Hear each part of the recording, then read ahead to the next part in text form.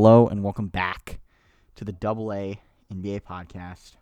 I'm your host, Aiden Hammond. And I'm Aditya. And today we've got an awesome show. Lot of big shit's been happening in the NBA this week. Pretty much 3 huge stories to start off the show, then a couple little ones, and then we got our Western Conference rankings next week, of course, last week of the offseason. Well, it's not even the offseason anymore. Preseason's going on. Well, I guess technically preseason started, but next week is going to be the last episode before the regular season starts, so we're going to put out all of our awards rankings, Coach of the Year, MVP, all that good stuff. Yep. So, we've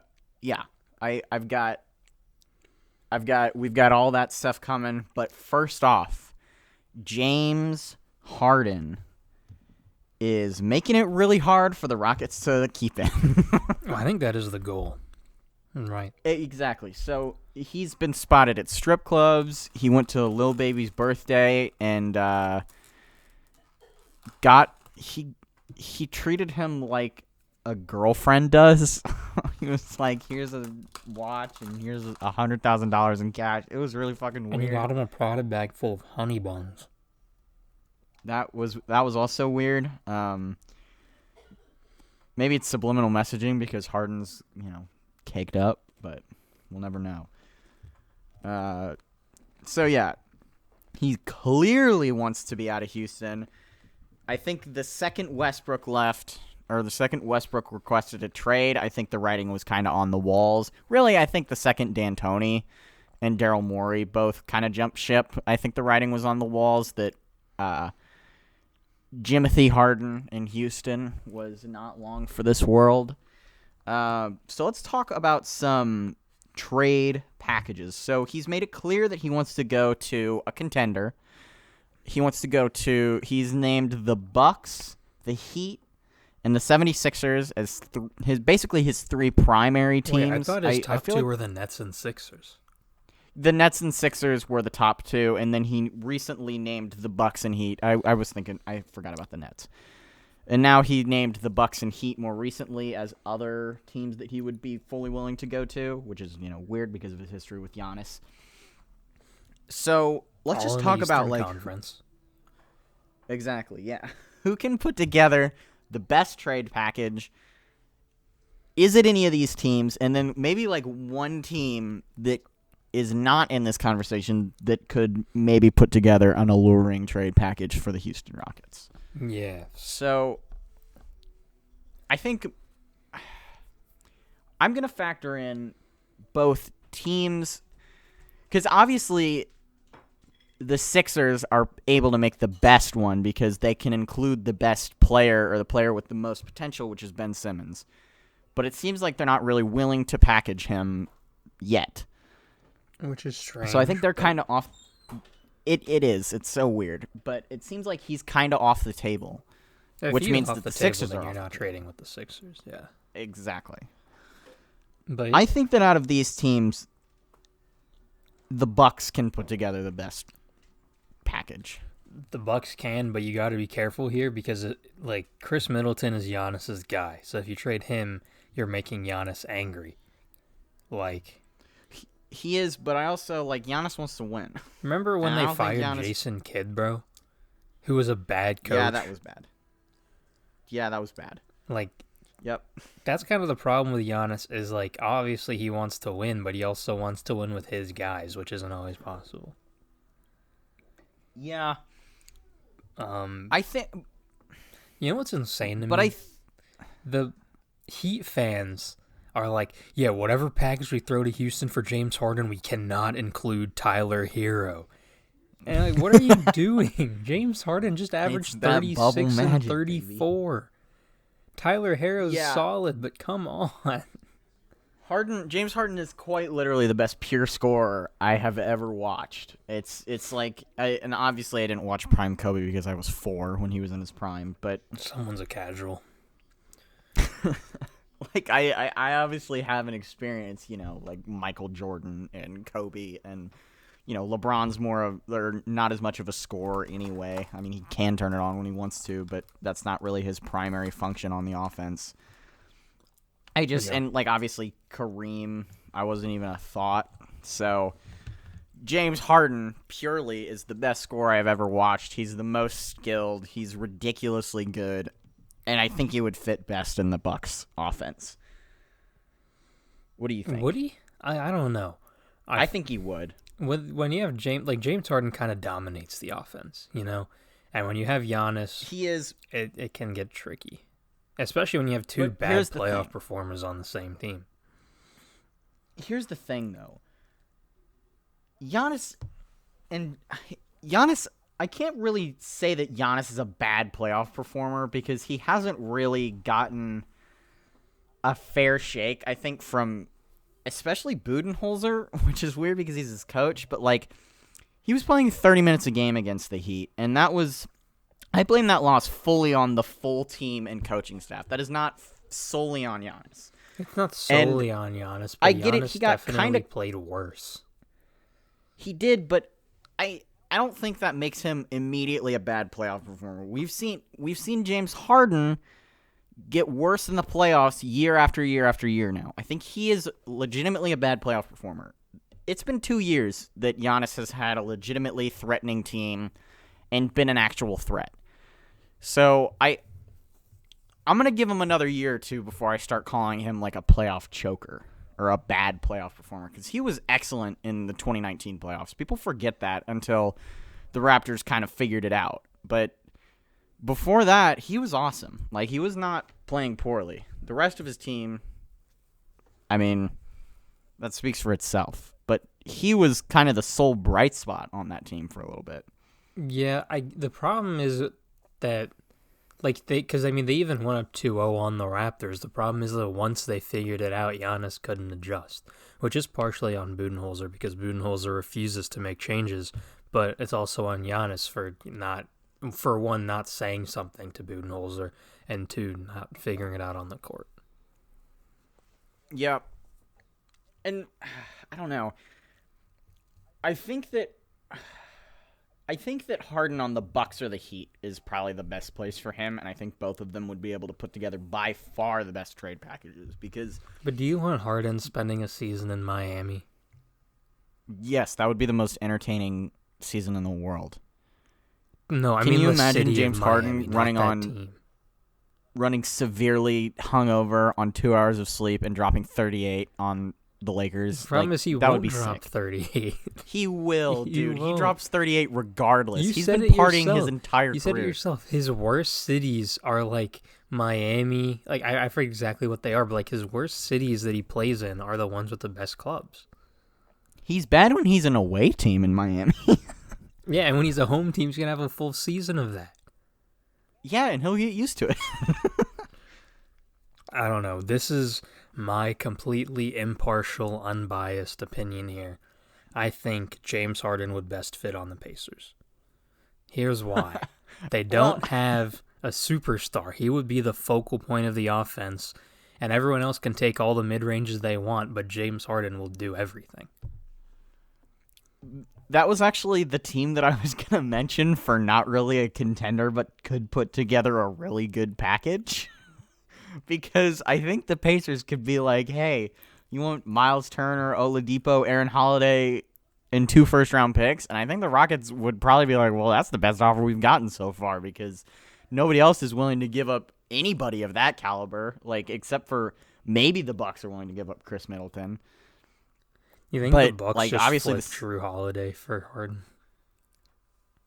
There's no way. There's no way. First of all, there's no way the Rockets accept that. Well, not because just there's no Drew draft Holiday capital. for Harden, but like. No, I know, but what else are you going to include? Like, Chris Middleton is an all-star. Like, I don't know. I feel like either the Pacers or the Bulls are probably the best option for him, though, all things considered.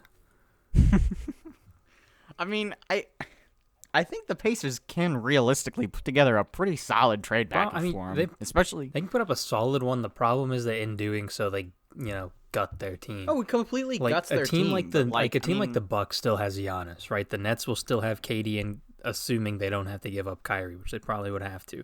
The Sixers would still have Embiid, assuming they give up Simmons. The Heat would still have Jimmy Butler. So, the Pacers would have to gut their entire team, which isn't great. Yeah. Yeah. I can tell you where he shouldn't go. Anywhere on the West He shouldn't Coast go to the Nets. or the Nets. Actually, I wouldn't mind James Harden in Sacramento. James Harden in Sacramento. James Harden, if they could get a coach that's not Luke Walton, I actually think that offense might be kind of nasty. That's kind of worrying, though, that there's no hints from the team that they want to get rid of Luke Walton.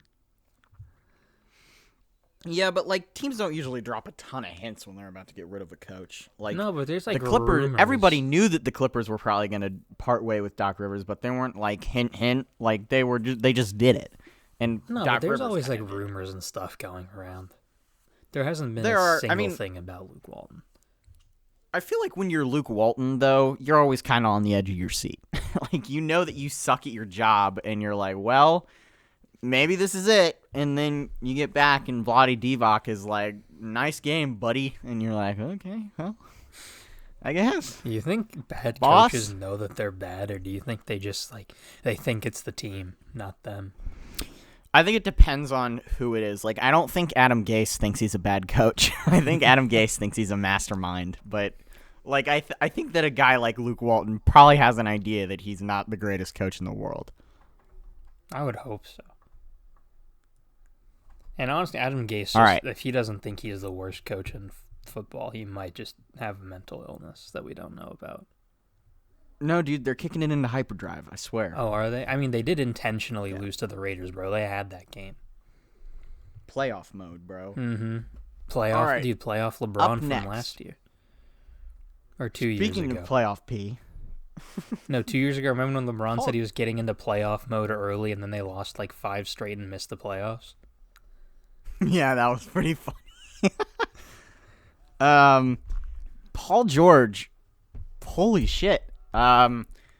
Big bag. Paul George got so much money. What's it? It's like 40.5 million a year? Or 45.5? Yeah, it's one of a those two? ridiculous amount of money for Paul George. Yeah.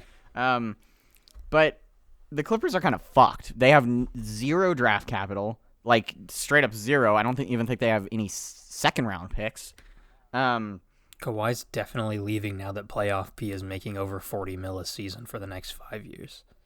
Yeah, I've mentioned him a couple times before, but Spawn Hour on Twitter said that like they don't really have a choice, which I kind of agree with. At first, I was like, "What the fuck is this signing? Like, this is horrible." But they have zero draft picks. If they lose Kawhi, they're gonna be gutter garbage for at least 5 years.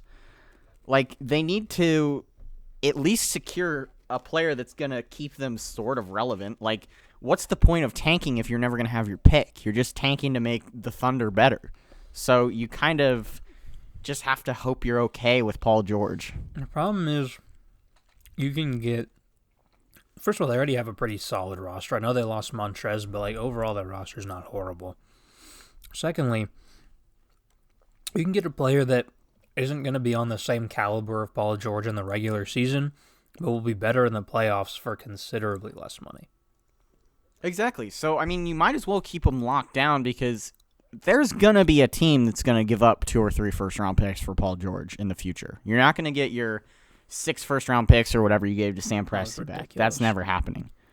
But you could get a couple first-round picks and maybe a solid player or two so that you're not completely fucked in like a year or two. Yeah. Like a team that's like, well, we need a good wing, like a really good wing. Paul George is really good. Like He's a very good player. a team yes. that's contending and they're like, well, maybe Paul George. And, you know, maybe a team like the Bucks or something that's really, really desperate. Or actually not the Bucks. It would be like, I don't know, the Celtics. Yeah, the Celtics and their lack of wings.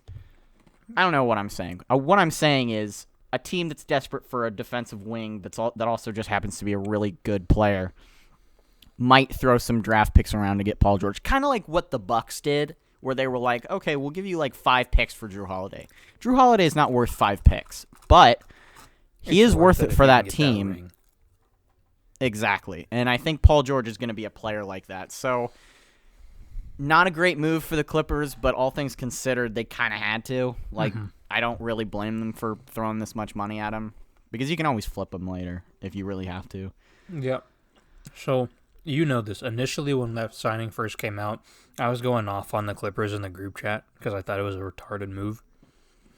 But after thinking about it more, it's still a very bad move, but it's not as bad as I was initially thinking. Yeah. All right, up next, we've got Kyrie Irving is fined for refusal to talk to the media. As you should be. Honestly, I empathize with Kyrie. I don't. Here, I get why he doesn't want to talk to the media. It feels like everybody kind of, when you look at some of like the full interviews, you realize that a lot of that stuff's really, really taken out of context, and it's part of his contract to talk to the media. So I get why they're fining him, but I also get why he doesn't really want to. No, I get his reasoning behind it. I think Stephen A. Smith actually was right, which I don't think very often.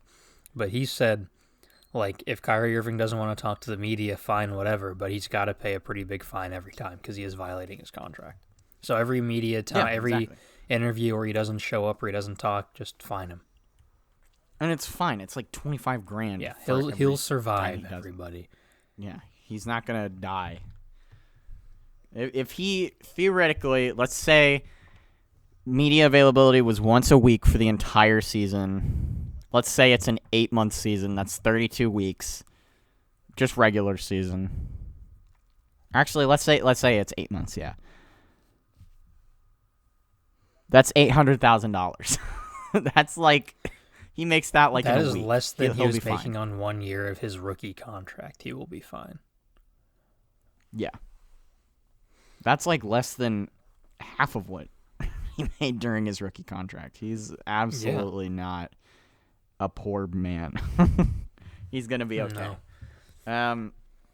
But yeah, they have to fine him. This is what happened when Marshawn Lynch would like refuse to talk to the media just because he didn't really want to. And then he would be like, and then he went to that Super Bowl media day and was like, I'm just here so I don't get fined. And it was like the funniest thing in the world. Yeah. I love Marshawn Lynch. I still remember seeing that clip, too. And he was like, every time they asked him a question, he said like next question or whatever. And then yeah, exactly. And then some dude was like, why you gotta be so mean to us? And he's like, next question. Yeah, dude. If Kyrie did it like that, he would be. The problem everybody would think it's hilarious. The problem is he's not as charismatic. No, he's not. He's not as likable as Marshawn Lynch. Yeah, no. Marshawn Lynch is hilarious. Up next, end of load management. There is a new policy designed to curb load management, at least in nationally televised games. Let me find the exact post on League Alerts. The backbone of this podcast. Yes, everybody follow League Alerts on Instagram because they are very clutch. Yes. Okay, NBA is implementing new resting policy for the 2020-2021 season with teams prohibited from resting healthy players for any high-profile, nationally televised game, and violation could result in a fine of at least $100,000. Okay, so here's the thing, though. The Lakers have, 20 nationally televised games? And those nationally televised games are bringing in millions and millions of dollars.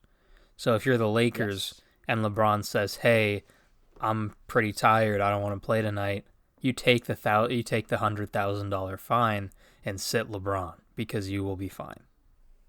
This is going to fuck over a team like the Pelicans, though. Because they have, team. 13 or 12? They have, 15. That's insane. But they'll still make money, though, because people are going to tune in to watch Zion.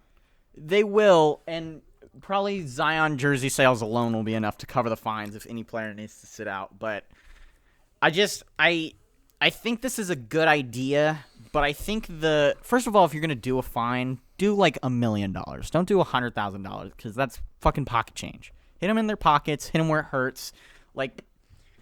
You remember this was in 2013 or 2014.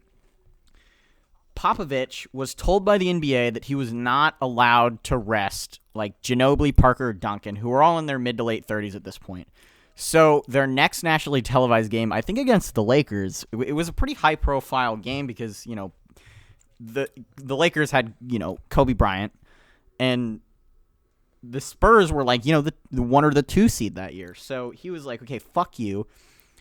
I'm going to rest all of Tim Duncan, Tony Parker, and Manu Ginobili, and I'm also going to rest Kawhi and Danny Green. And he got fined like $500,000 for that. And he hasn't really done that since because they fucking hit the Spurs where it hurts. Mm-hmm. And although it's hilarious and it's a classic Popovich moment, and it's the reason why I like Greg Popovich so much, it worked.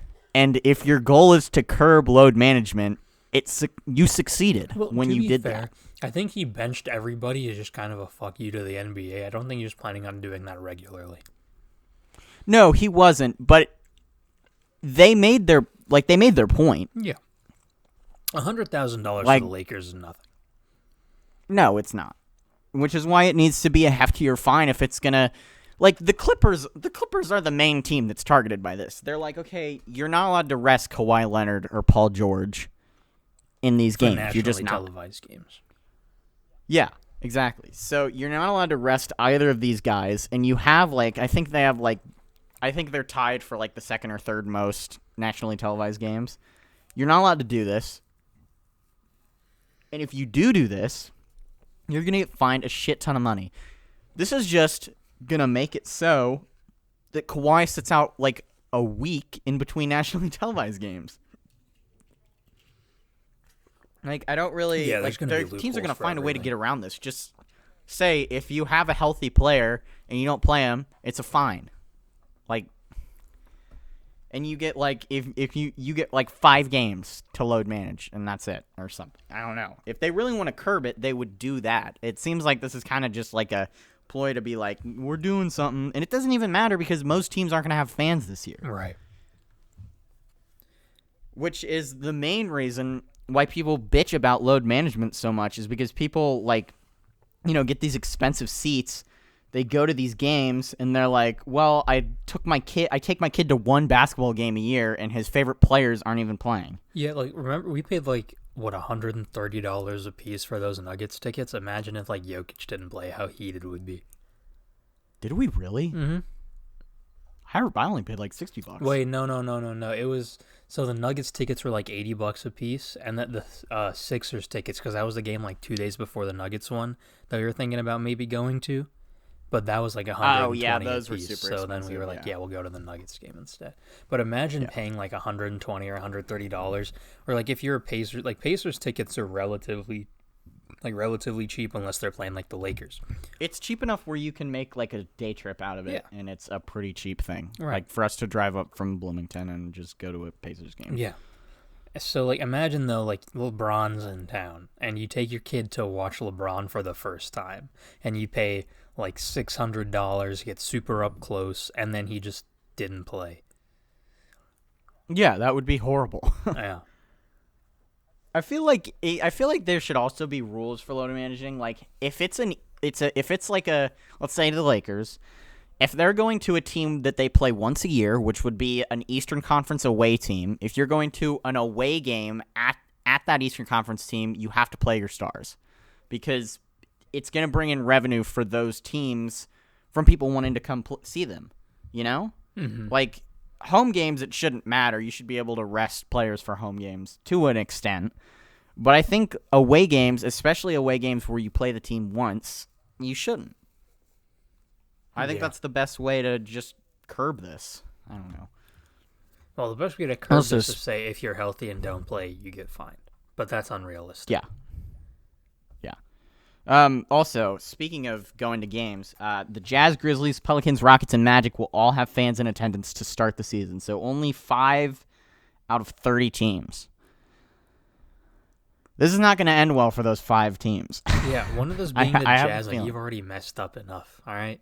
You don't need Yeah, to cancel like they another literally season got the 'cause of season. They're the reason that we had to. I mean, it was going to happen eventually, but they're Yeah. always going to be the team associated with why we had to have When the your bubble. face is on cancellation of the NBA, you don't want to then allow fans back in for the next season when 25 other teams aren't.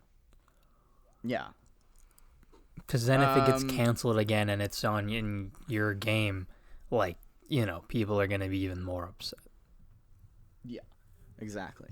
Up next, Monte Morris got a bag. 3 years, $27 million. This is a good, I would say good to great signing for Denver.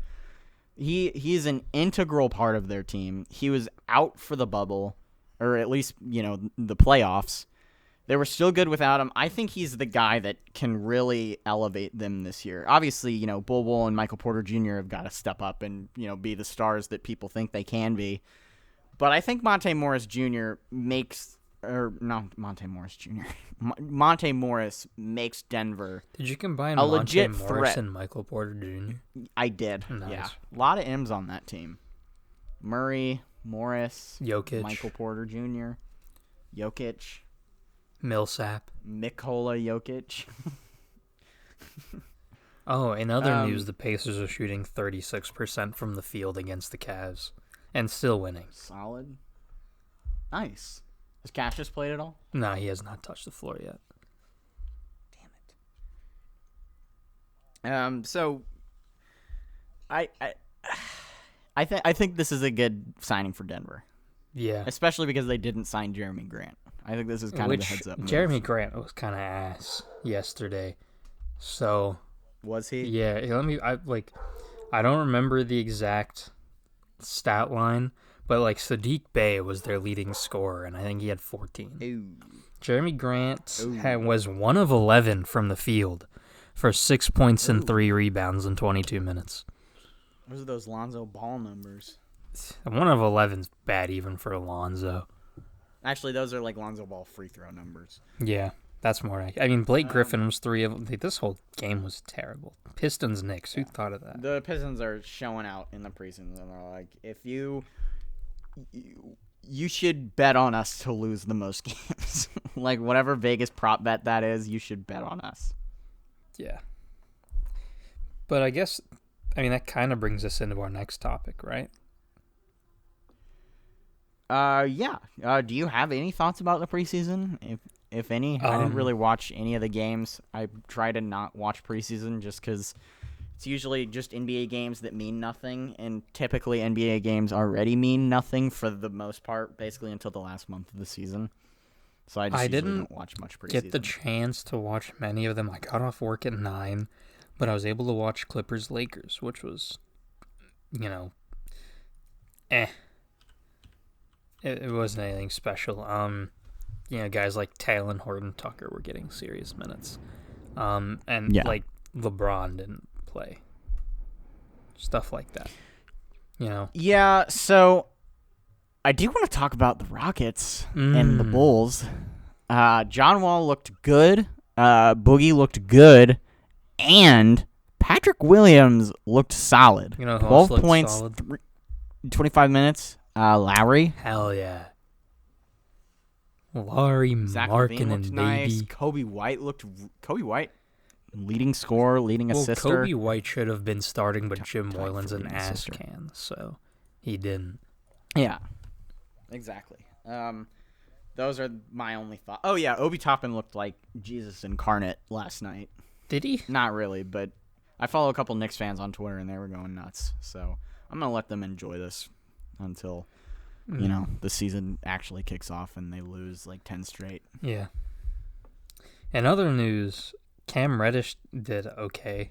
I don't know. Yeah. Preseason's pretty meaningless because it's just teams really getting warmed up to get back into the season. But It is nice to have basketball. I can even say it's nice to have basketball again. We had basketball 2 months ago. Yeah, it's oh, you're back. Yeah, nice break. A little winter break from basketball. We kind of missed you, but we're also going to be really sad when football ends, so at least you're here. I like basketball more, probably. I do too, but I'm always really sad when football ends. It's always a week or two where I'm fuck. Yeah. But we're going to have some meaningful basketball this year because the season's shorter, and pretty much every game is slightly more meaningful than the usual NBA season. Slightly. Not much, but slightly. Which doesn't really start until March. Yeah. Honestly. All right, our last thing before our Western Conference rankings, ESPN Top 100. Do we even give it any mind besides saying that DeMar DeRozan is one of the most disrespected players in the NBA right now. No, the thing is, the whole point of these lists is to get clicks. They know it's bad when they publish it. Yeah. I mean, like, The Zion one seemed like a cheeky little, like, fuck you to everybody who hates on them for posting Zion so much. They're like, you don't like Zion? Okay. You don't want to see Zion? How about we make him top 20 NBA player this year? What do you think about that, bitch? yeah, it's they do this stuff because they know people will see it because it'll get posted on like basketball sites or whatever, and people will be like, "What? That's crazy!" So then they'll buy ESPN Plus or they'll like preview it or whatever, so they can see the full list, and then they'll talk about it. Then their favorite YouTubers will talk about it, and they'll get even more clicks. And it's not worth talking about. Yeah. All right, up next, final thing this episode, our Western Conference rankings. Yes. National Basketball Association, 15-1. You want to start? You want me to start? You can pick, because I picked last time. All right, how about you start? All right. My number 15 seed, Sacramento Kings. Ooh. Because it's not that the Kings are pretty bad, but that's not the main reason. The main reason is because I just think the other teams that were below them in the standings have just gotten better, and they have done nothing but lose Bogdan Bogdanovic and not fire Luke Walton. So, and sign Hassan Whiteside, big splash. So, Yeah. When your biggest free agency splash is signing Hassan Whiteside, you're probably not going to be very good. Yeah, and I was kind of talking about this with Aiden, but like every single team in the West could it's not statistically possible, but every individual team has the possibility of winning like 35 to 40 games. Yeah. So I just think that obviously some teams have to lose, and I think the Kings will be one of those teams. Yeah. Number 15, I've got Oklahoma City. This seems like everybody's popular pick to get the number one pick, or at least, have top 3 odds to get the number one pick. They lost the heart of their team, Paul George. They lost one of their leading scorers, Chris Paul. They lost one of their leading scorers, Danilo Gallinari. They gained, I don't even know if he's a gain, Al Horford.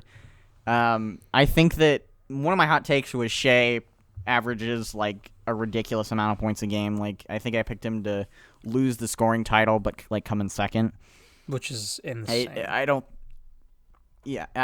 think they're gonna win many games. It's not really insane. Usually, like the best player on a really bad team scores a lot of points. Yeah, but you got to realize Harden's still gonna obviously put up like 33, 34 a game.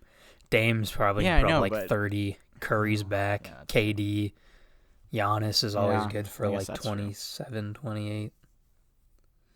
Yeah. I don't know. It was a hot take. But I do think they're going to be awful. Oh, for sure. I think they're going to be terrible. Well, my number 14 is the Thunder, so. Oh, perfect. Yeah. My 14 is the Kings. Not this again, bro. We did this last week. Yeah. Oh, it's gonna deviate pretty quickly. Okay.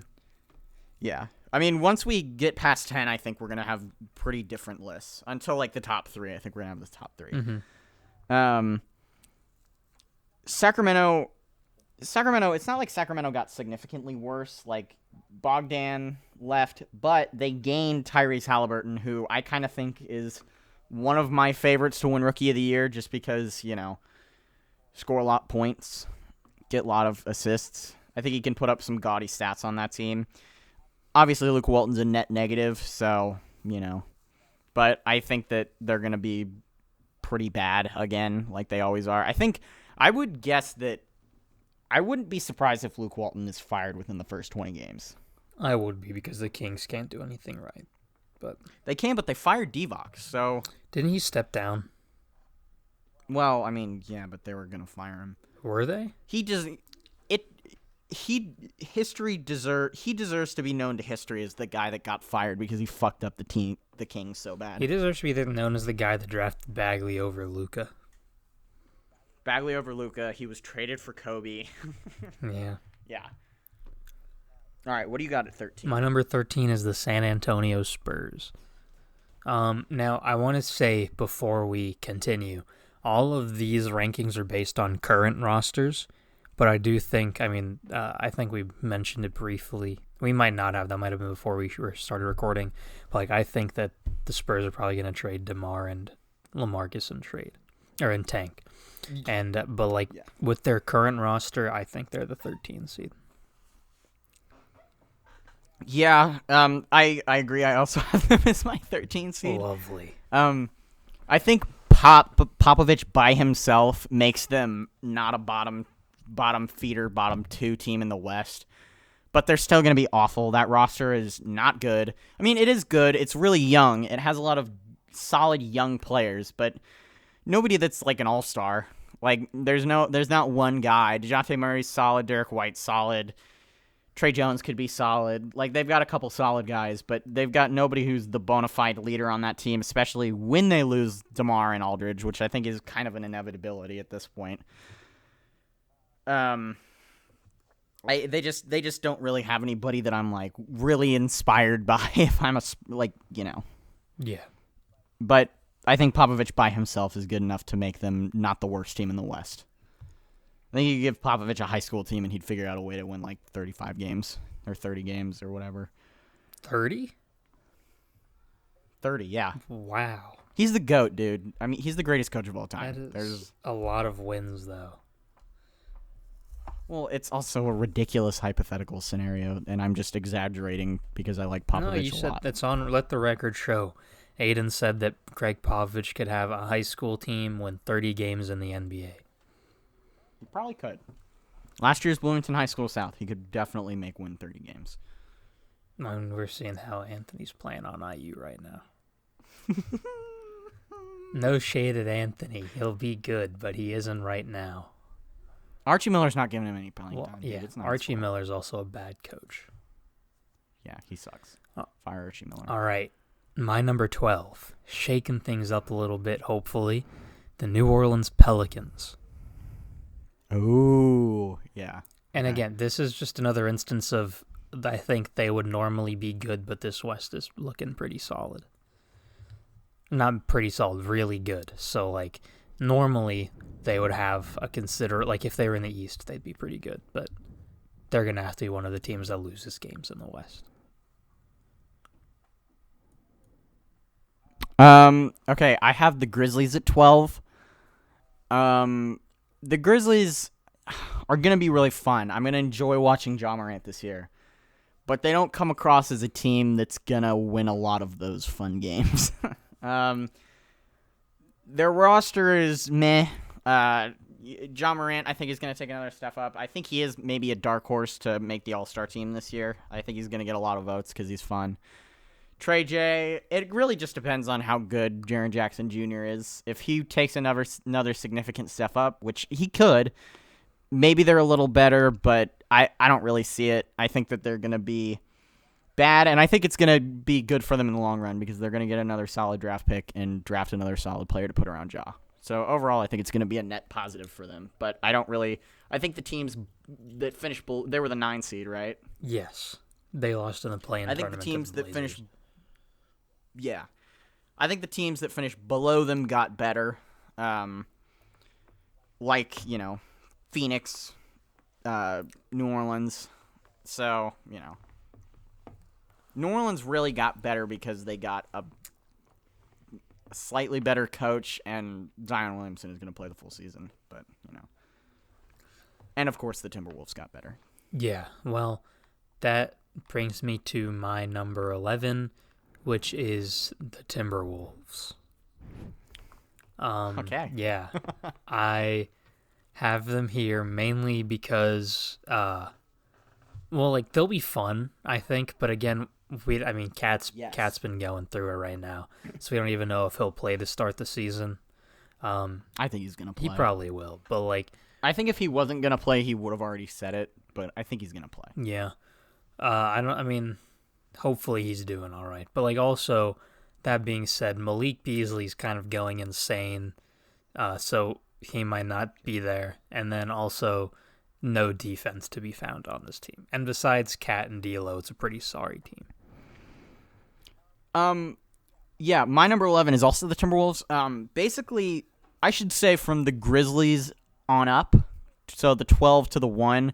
I think realistically, I think this is where it starts to get into the territory of really any of these teams could make the playoffs. My 9 to 12, any of these teams could hit the 8 seed. But the Timberwolves, I got to see it from the Timberwolves. I get it. They got an upgrade. D'Angelo Russell is, going to be there for more time. They got him when they were already basically out of it last year. I think an offseason to gel with Karl Anthony Towns is going to be good for them. And they got the number 1 pick. Like, they got the best player in the draft, maybe. Hopefully. They got their guy, maybe. I think Jarrett Culver takes a step up if they allow him to. If they don't call him a mistake. Yeah, exactly. And I think that I think that Ryan Saunders is a solid coach. I don't know yet. But I think I'm a Ryan Saunders believer. I think that the Timberwolves could make the playoffs. I think they could maybe be good enough to get the 7 seed. That's kind of a hot take, but I think they could be good. But they have a high ceiling and a low floor. Mm-hmm. They got a medium ceiling and a very low floor. There you go. All right, what's your number 10? My number 10 is the Grizzlies. So, okay. Do you have the Pelicans? Yeah. No, all right, good. The reason I have the Grizzlies here instead of the Pelicans is because I think Jaren Jackson Jr. will take a step up in terms of, like, he might not be, like, a much better player in terms of, like, his attributes or whatever, but he'll be really good with awareness, I guess. So he won't, like, foul out. Hopefully he won't average, like, yeah, he won't, like, foul out every other game or, be a threat to foul out, hopefully. I think he'll be a little bit of a better defender. I think John Morant's going to take a big step up. I think Dylan Brooks is going to take a step up. I don't remember who they drafted. Did they draft anyone this year? They have a pick? God, I have no fucking idea. If they did, it's not someone that's, like, super important, I guess. No, because the Celtics had their pick, so they had the 14th. They took that guy that shot, like, 52% from 3, right? Yeah, that's insane. Yeah. And then I think Josh Jackson won't be very good, but he'll be, like, okay. Josh Jackson's on the Pistons now. Oh, did he get traded? Oh, yeah, he signed there, didn't he? Yeah. He was one of their big offseason acquisitions. Sucks to suck. They poached him away from the Cavaliers' prime arms. Yeah. The Cavs really wanted him, dude. Did they get any of their free agent targets? Dude, their free agent targets were hot shit. I mean, I would hope they got at least one of them. You would hope. I think Thomas Satoransky was like one of their free agents. Yeah. I don't even know. It was somebody like that. They drafted Desmond Bane. Okay. But like I think Jaren Jackson, Dylan Brooks, and Ja take step up. Jonas Valanciunas will still be solid. I hope Justice Winslow is like good for them because I want him to be good. But like other than that, I mean, the only reason I have them this high is because I think everyone just gets better. All right, we are back. My mic cut out, but nothing really got that bad. It was like 20 seconds before I noticed it, and Aditya was talking, so it's okay. My number 10 is the New Orleans Pelicans. They're a big question mark because I think they're another team that I think could maybe finish as high as the 7th seed. They fully rely on how good Zion Williamson can be, and I think Zion Williamson can be pretty good. I'm not going to project him to be like an all-star or anything, but I think he could be pretty good. He was pretty good last year, and it looks like he slimmed down. Obviously, looks can be deceiving because they said he slimmed down in the bubble, and he didn't. But, you know, I think that Stan Van Gundy might be a slightly better coach than God, who was their old coach? Alvin Gentry. Yeah, Alvin Gentry. Obviously, Drew Holiday's a big loss, but I don't know. I think that their young core takes a step up. Maybe Lonzo Ball is good. Probably not, but, you know. I mean, dude, they have a mean 3-point guard rotation now. Yeah. With Kira Lewis Jr., Lonzo, and Eric Bledsoe. Yeah, they're a weird team. They're a weird team. I don't think they're going to be really resting bad, though. fully on the shoulders of Ingram and Zion. Though. Yeah, basically. I think the Kier Lewis Jr. could be a stud, though. They picked him 13th overall. I hope he is, because he's like one of the two draft picks that I got right. Yeah. On my predicting off of that one list. He's like... I forget what it's called. He's like a year and a half older than both of us. April 2001. That's insane. That's weird. Well, that's another thing that's insane is we're the same age. We're not the same age. You're close to You're the same age, older. and I'm 2 months older than you, and I'm a whole grade above you. Yeah, I missed the cutoff by like 25 days or something. Yeah, I think I also barely missed the cutoff for like being the year before. Yeah. All right, who's your 9? My number 9, the Dallas Mavericks. Oh! All right, we're both making waves with our 9. Okay. The biggest reason I have the Mavericks here, like obviously Luka's going to do his thing, but I think Kristaps not playing for a significant portion of the season will hurt them. I agree. And like, Luka can only do so much. He's not a very good defender, and offensively, the defenses are obviously going to key in on him. He'll still average like a 30-point triple-double, but it won't be enough to win them as many games, I don't think. Yeah. My number 9 is Phoenix. Oh. Phoenix is another team. Phoenix is basically the same team as the Timberwolves for me. They're not at all, but hear me out. They're a super young team. They're very inexperienced. I think that they have a ceiling as high as like the 4 or the 5 seed.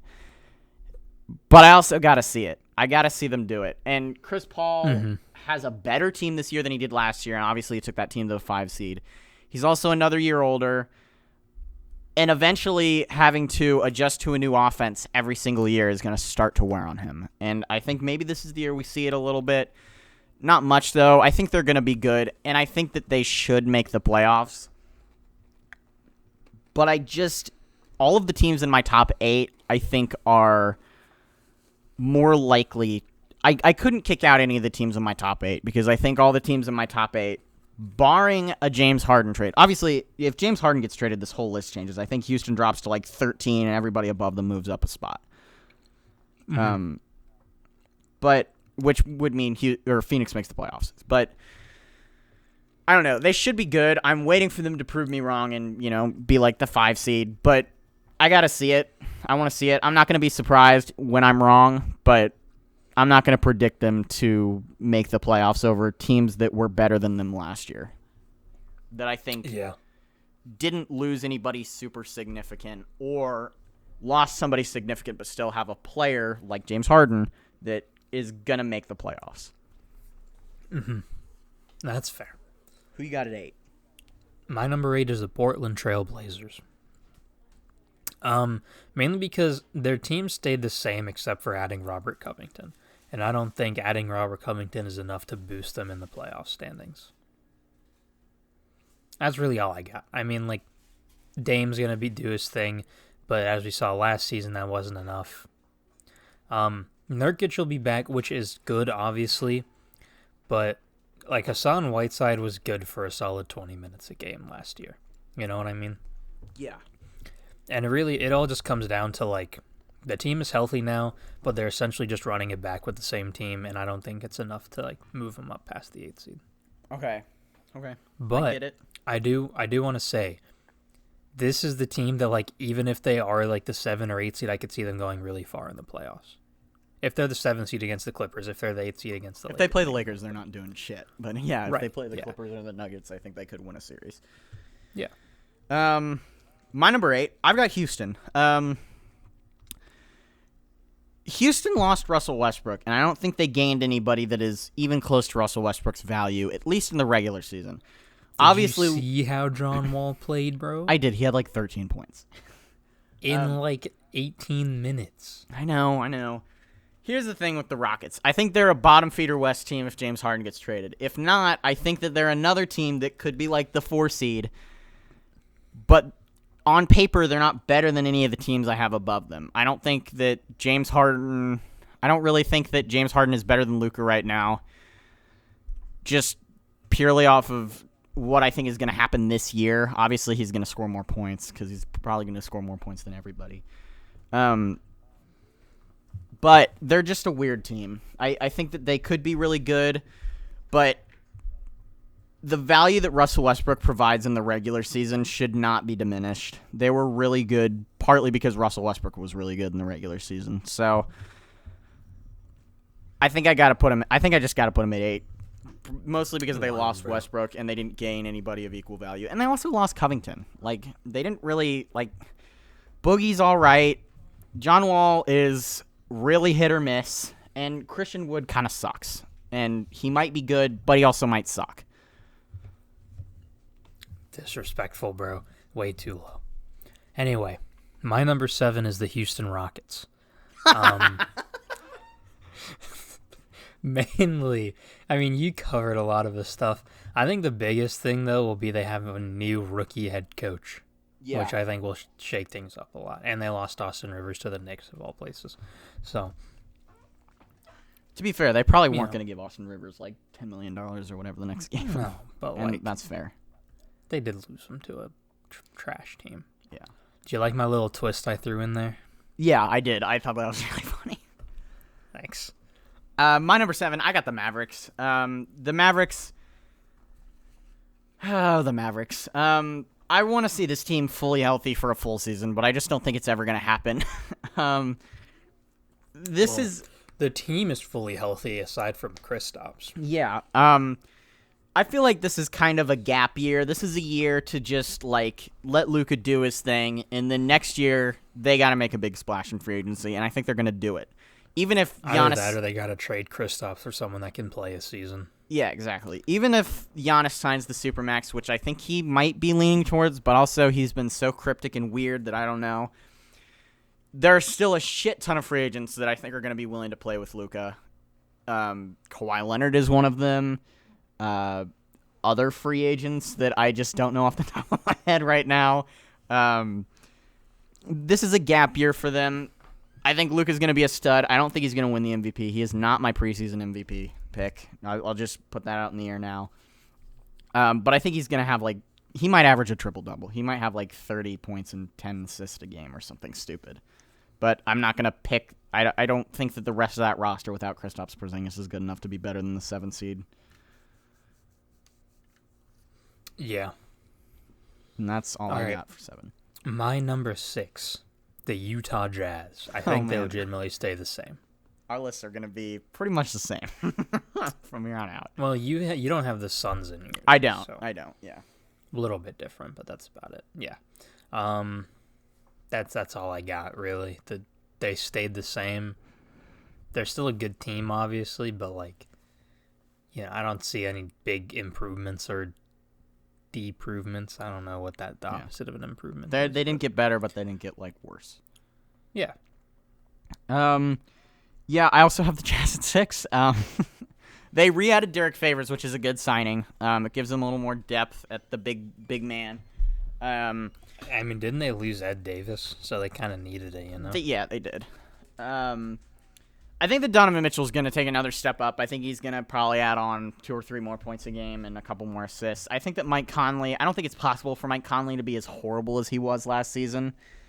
But again, they're not better than anybody that I have from 5 to 1. I think they very easily could be the 3 seed, but I'm not going to predict it. I don't think it's going to happen, but I guess they could. It's one of those things that you don't think it's going to happen, but you wouldn't be surprised if they did. Exactly, yeah. Like the Suns. The Suns, I on paper, I don't think they're better than any of the teams that I have above them, but I'm not going to be surprised if they're the 5 seed. Yeah. Which I guess brings me to my 5 seed, which is the Phoenix Suns. Okay. I mean, mainly just because we saw what Chris Paul did with the Thunder last year, and now you're giving him a lob threat in Ayton. Obviously, Devin Booker's a very good player, and the team was pretty good last year. They started off good, and then they kind of skid a little bit. Ayton pissed hot. Yeah. Well, they started off better when he wasn't there. Warm, as they say in England. But then, obviously, they had the very overhyped 8-0 run, in my opinion. But still good for morale and whatnot. Yeah. But I don't know.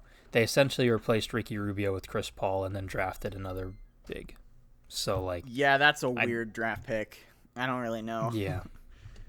Like- I don't know. I think Cam Johnson will probably still be pretty solid. I think Mikal Bridges takes a little... I hope he takes a bit of a step up offensively because he was very good defensively for them already. But, like, I mean, if the rest of the team stays the same and they add Chris Paul, they're a better team because that's what Chris Paul does. Yeah, the Jazz are such a weird team for me because I don't want to sell them short or anything. I definitely don't want to disrespect Chris Paul. That is not disrespect to Chris Paul. What did I say? Jazz. Oh, god damn. Okay. I woke up at 4 a.m, dude. I've been up for so long. I woke up at 6:30. Wow, your life is so hard. But I went to bed at like 1:30, so. All right. Yeah. Honestly, I think that Cam Johnson could be like a 40% three-point shooter because he wasn't that far off. Didn't he shoot like 38% last year, I believe? I didn't watch many Suns games. I'm not sure. I didn't either. They're a little too late for me. I'm an early to bed boy. Not really, but I was last year because I had to get up for school. Yeah, he shot 39% from three last year. It's not out of the realm of possibility to say he's going to be probably top 5 in three-point percentage this year. So, yeah, I think they can be good, but I don't know. Does that bring me to my 5? Yes. All right, I've got the Golden State Warriors at 5. Here's the deal with Golden State. Golden State has an MVP candidate in Stephen Curry, but they don't have Klay Thompson. They don't have Kevin Durant. Draymond Green is weird. James Wiseman is weird. They got a lot of weird players on their team. I think that they could be like the 2 seed, but I also think they could be like the 7 or the 8 seed. Yeah. But I got to give them respect. I got to put them above the Jazz. I got to put them above the Suns. I got to put them above the Rockets. They're going to be good. I think they're going to be good. Mhm. Nah, that's very fair. Who you got at 4? My number 4 is the Warriors. Most of the stuff that you listed. I think they're good, but obviously losing Klay hurts them a lot. But they do still have Steve Curry. Yes, Stephen Curry. Unsuspecting insurance salesman Stephen Curry. In other news, before we continue, Pacers are losing to the Cavs by 4 at halftime. Oh, man. Raptors are beating the Hornets by 7 at halftime. The Thunder are up 74-58, 2 minutes into the third. Bucks Mavericks just started. It's 11-7 with 5 minutes 45 in the first. Timberwolves Grizzlies is 11-14 with 6:20 or 14-14 with 6:20 left. And then Nuggets Warriors and Suns Jazz start later today. Maybe this will turn into a blowout, so they put in Cassius. Cassius Stanley's gotten 3 minutes. What?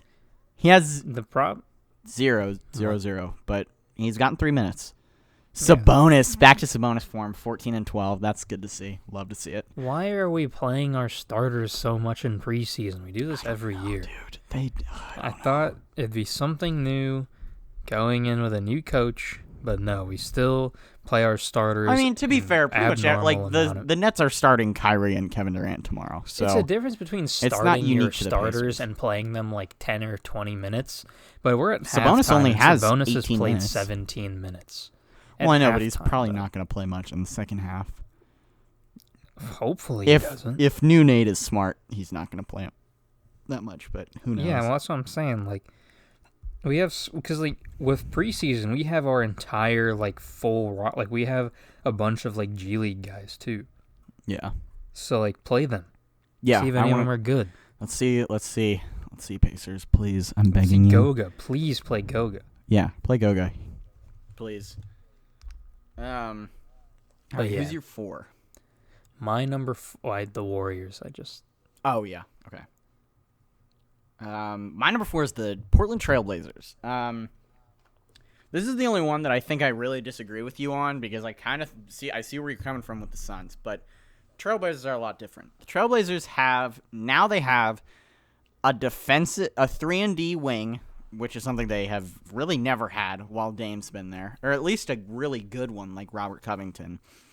Nurkic is back. Nurkic is so fucking good. He's never going to be an all-star because he's never going to get the votes because Damian Lillard is going to get the Portland Trailblazers votes on that team. But he is so fucking good and important to their team. They were the 3 seed the last time he played a full season. And they didn't get worse. Like, Rodney Hood's back. They added Robert Covington. I think they're going to be good. And I think they're going to be really good. And I think they're going to be a force to be reckoned with in the Western Conference this year. And I think Damian Lillard is going to be really fucking good again, hopefully. I mean, he was good last year. Yeah, exactly. All right. My number 3. I think our 1, 2, and 3 are the same. Yes, yeah. So, do you want to just list them all out now? Let's start at 3 about because each one individually. I think 3 could maybe be different. I don't know. Oh, I think our 1's okay. definitely the same. I mean, my 3 is the Nuggets. Ooh, okay. Are we different? Yes, we are different. Wild. I just have the Nuggets here because I think the Clippers will be a better regular season team. I mean, obviously in the playoffs they didn't do so hot against the Nuggets, but like regular season wise, Paul George will still be good. Kawhi's Kawhi. I feel like losing Montrez obviously kind of sucks, but they replaced him with Serge, who's better. So yeah. That's about it. I have the Clippers at 3. The Clippers, first of all, they failed me last year. I thought they were going to win the championship. I can't give them any respect after what they did. They have to earn it. They don't care about some 18-year-old's perspective on their team, but they significantly downgraded in coaching. They went from one of the best coaches in the league to one of the worst coaches in the league, which I think is going to have more of an effect than people realize. I also think that the Nuggets are going to be better. I think that the Nuggets are going to be giving minutes to Michael Porter Jr. and Bol Bol, which means that their defense might be worse when Michael Porter Jr. is on the floor, but I think he could be a solid scorer for them. Same thing with Bol Bol. And I think Bol Bol is a better defender than Michael Porter Jr. But they have young guys who can. Michael Porter Jr. is also a bad defender. Oh, he's an awful defender. That's what I'm saying is like their defense is going to be probably worse when he's on the floor, but his offensive ability might offset that. I don't know. Yeah. They lost Jeremy Grant, but I think that what they gained in losing him is pretty valuable because they now have a space to play these really good young guys, which is why I have them at 2. Brought back Paul Millsap, right? Yes, they brought back Millsap. They obviously extended Morris. They didn't lose Jokic or Murray. Mm-hmm. And they were the 2 seed 2 years ago. Yeah. So I don't think it's out of the what. So what do you think? What do you think of them in the so you have the Clippers as your 2 seed, obviously. Yeah. I mean, I kind of already touched on it. It's just I think the Clippers. Obviously, they disappointed everyone in the playoffs, but Paul George can be good in the regular season. And like I said, they brought in Ibaka to replace Harrell, which is an improvement. Yeah. And like obviously the Nuggets are still very good, but it's also like they didn't change too much. They lost Grant, but seeing how he played with the Pistons, it didn't. Yeah. It wasn't great. But he was also really important to them. We shouldn't underrate how important he was. He was important, but I feel like he can be replaced. Yeah. Oh, I definitely agree with that. That was my whole point with Michael Porter Jr. and Bol Bol. That little rant I went on. You already kind of touched on everything. Is like, I just think the Clippers will be the same. Yeah. So, I think Serge is the X factor on that team. I think if he is better than Montrezl Harrell, they're the 2 seed and maybe compete for the 1 seed. But if not, which that's a toss up because he's 34, 33. It's a little bit tougher for me to put them above the Nuggets. Wait, what'd you say about 34, 33? You cut out a little bit. I said it's going to be a toss up because he's 33 or 34. He's So 31. He is Serge Ibaka? Are you serious? His birthday is September 18th, 1989. God damn, he's been in the NBA for so fucking long. He's going to retire in like 3 years, and everybody's going to be like, wow, well, he was long really career young from on Serge. those And Thunder everybody's gonna be teams. He was just really good. Yeah, but he's also only like 34. So it just seems like longer than it actually is, you know? Oh, Aiden left the call. That's not good. Let's see if he picks up. Hello? Yeah, you left the call. Oh, nice. But what I was saying was he just seems a lot older because he was really young when he was popping off on those Thunder teams. But yeah. And then you already kind of touched on the Clippers versus Nuggets, right? Yeah. So, number 1 seed, the Los Angeles Lakers. Sadly. I'm tired of betting against the Lakers. I bet against them all last season. Like, they're the best team in the league. I think they're going to run away with this. I think they're going to kill everybody. Bro, that's going to suck because now LeBron's going to be 1 ring closer to 6 and the Lakers past the Celtics, which is 2 bad things going to happen for Celtics fans can suck my dick. I don't really care about that. No, but Lakers fans are bad too, and all this Instagram pages are going to go crazy. Yeah. And Twitter. I'm not betting against the Lakers until they are removed from playoff contention, which means either they miss the playoffs somehow, or they lose, which I don't see happening. I think they're gonna win easily. Yeah. And that's not me setting myself up to be like, haha, Lakers, you lost. It's me saying they're the best team. They should win. If they don't win, it would be a surprise. But also doesn't matter because they got the ring this year. So who gives a fuck? They're going to be good. Like, they're set up to succeed for a long time with Anthony Davis. So. Mm-hmm. And they added Schroeder and Harrell. Yes, they did.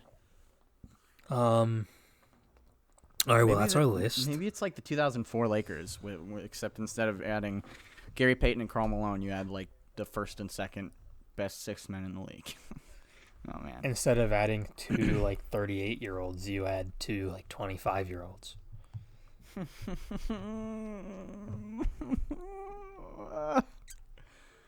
Oh, it's gonna be a long season, dude.